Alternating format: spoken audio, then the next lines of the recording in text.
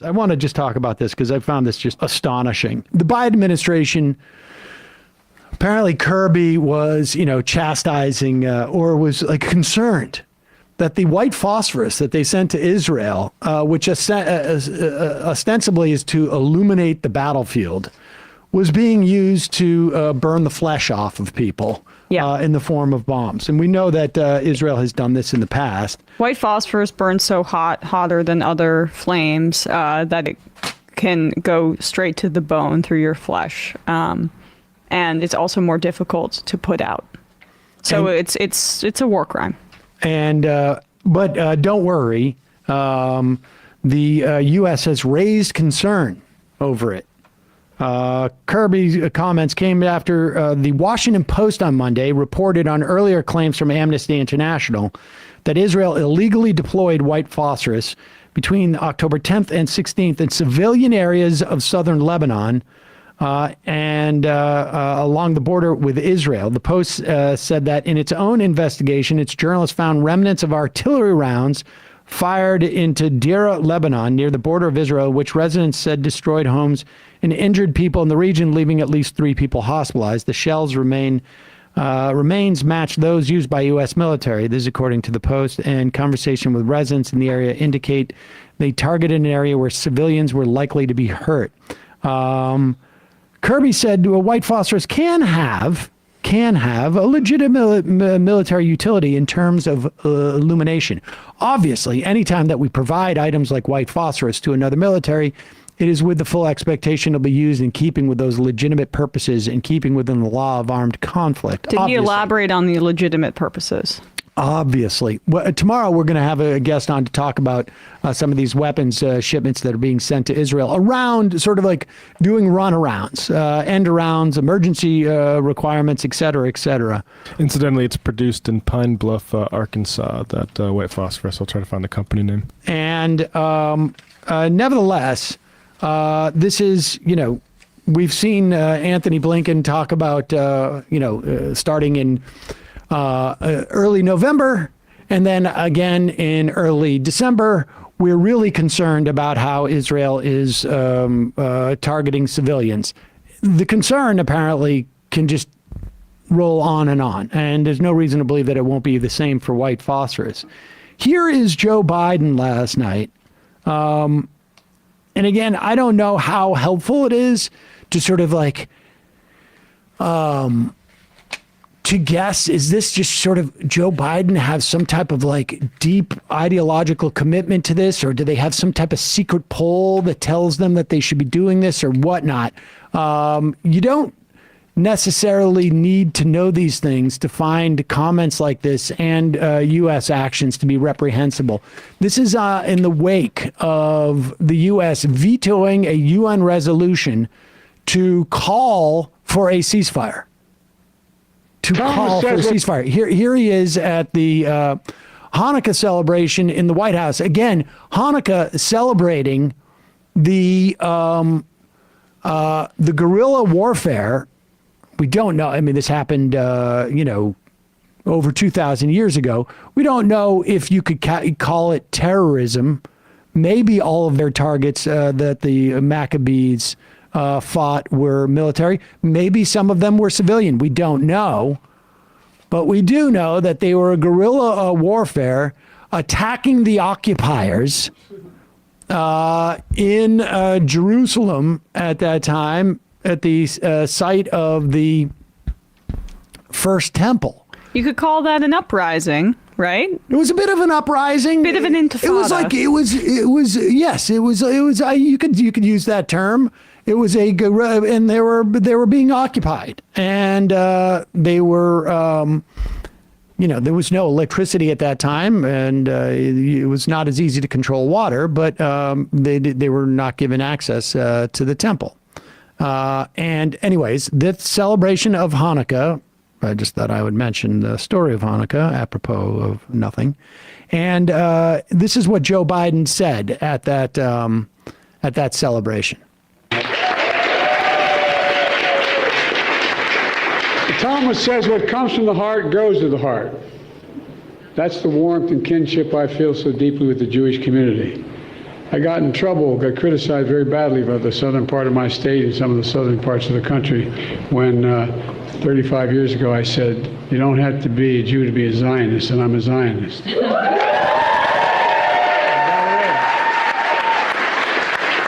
don't have to be a Jew to be a Zionist. Hanukkah is a timeless story of miracles. Think about it. You know, from the Maccabees defeating one of the history's most powerful empires on an oil lasting 8 days was a miracle all by itself.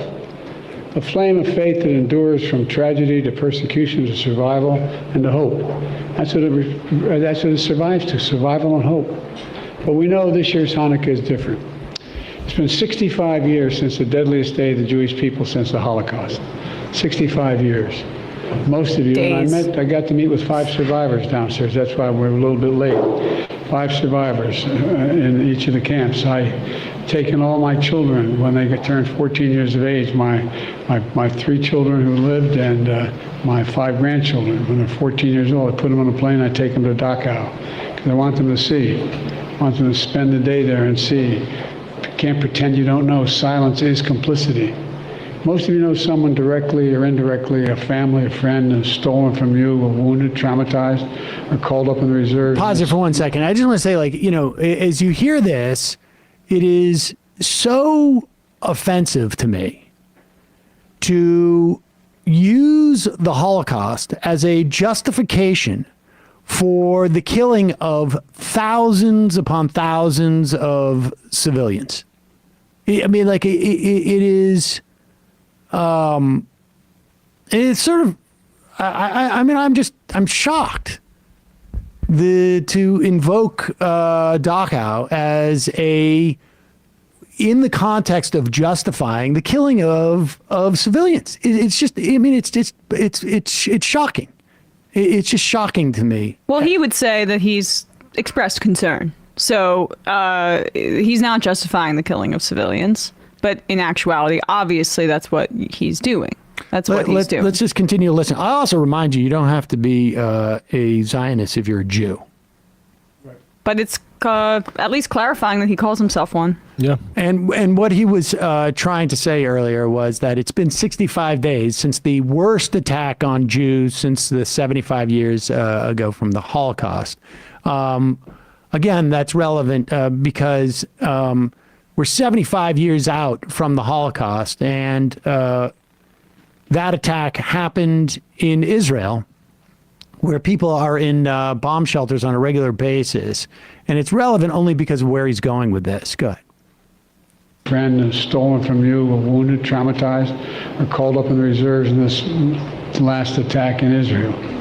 As I said after the attack, my commitment to the safety of the Jewish people and the security of Israel and its right to exist is independent, as an independent Jewish state is unshakable. Folks, were there no Israel, there wouldn't be a Jew in the world that was safe. Were there no Israel. Hold it down too. And I make no bones about it. I've had my differences with some Israeli leadership. All right, I don't need to hear any more because I found that statement just the most incredibly, it's incredibly offensive. I want to know what's going to happen in America if there were no Israel. This is just absurd. It's absurd propaganda. It's just not the case. One of the least safe places in the world right now to be a Jew is to be in Israel.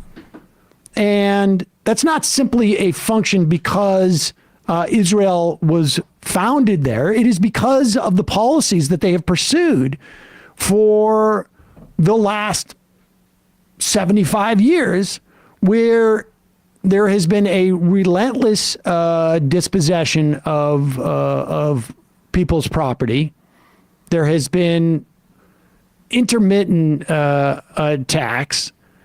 You can say that it's completely justified, which I would disagree with, but you can't, by any estimation, regardless of what your perspective is, say that Israel has somehow made Jews safer. No, I mean, Israel is literally fomenting attacks on Jews domestically with regards to, like, those Brown students arrested. I'm seeing a lot of Jews arrested protesting what Israel's doing, and in part because Israel and pro-Israel sort of I mean, lobbyists. I don't accept the premise that necessarily that Israel's actions in and of itself foment anti-Semitism. I don't mean, but what does foment anti-Semitism is this constant equation with Israeli policies with being Jewish.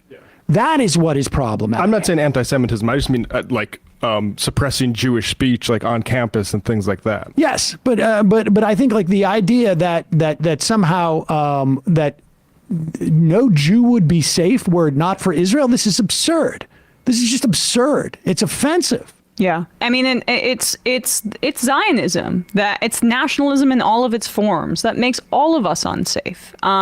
Because when Biden says there that he believes in an independent Jewish state, what he means is an ethno-state. I want the Jews and the Israelis that live in Israel right now to be able to live there because they live there. But I also want the Palestinian people who live there to be able to live there.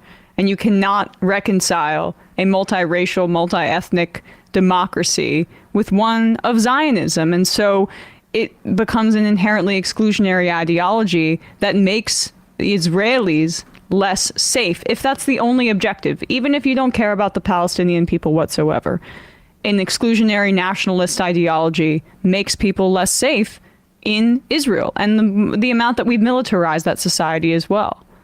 I mean, I don't understand. I mean, we can't look into the heart and mind of Biden, obviously, but who is he listening to that's saying that Jews cannot be safe? Netanyahu.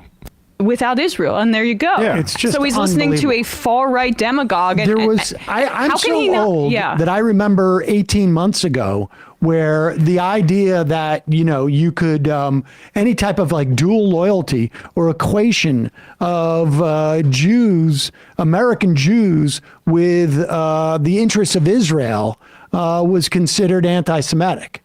I mean, honestly, it's just, the idea that we don't have like, I hope we get a spokesperson from like the Holocaust Remembrance Museum to say like, no, that's not what you're supposed to use. You're not supposed to be citing the Holocaust as a mechanism in which to justify the onslaught that we're seeing in Gaza. That's not the spirit of things. And the idea that Joe Biden is out there telling me like that in some way, if it wasn't for Israel, I wouldn't be safe. Really?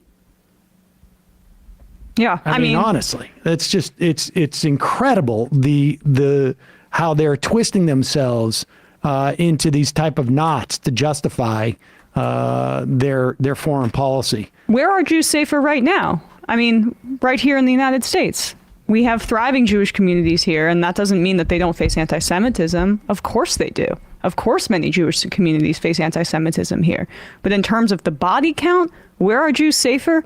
It's here in the United States, where we have a multiracial, multi-ethnic society, which is not exclusionary. I mean, we have our problems, obviously, but we're not defining the nation based on an ethnicity or a religion. Because when you do that, you put up walls, you create apartheid systems. You say, well, is this kind of thought a little bit too close to the other side? You divide people. And so that is what is completely counterfactual about what Biden is saying there. Zionism and an exclusionary state doesn't make anyone safer, let alone Jews.